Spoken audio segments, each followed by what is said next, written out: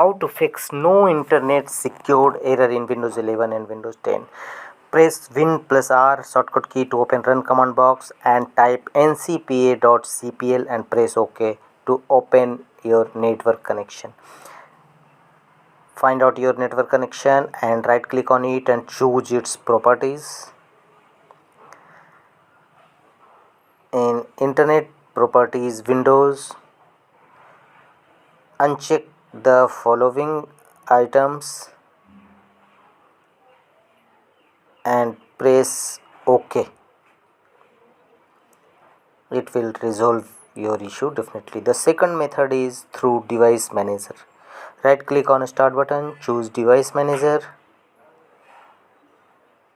go to the Network Adapter sections, find out your network adapter driver. To find out your network adapter driver, simply go to Run command box, type ncpa.cpl and here you will find your network driver name.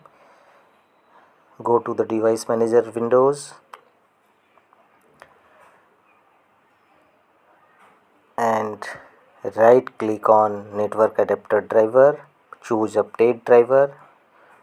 Thereafter choose first option, search automatically, and Windows will now installing update your drivers and your issues will definitely solve out.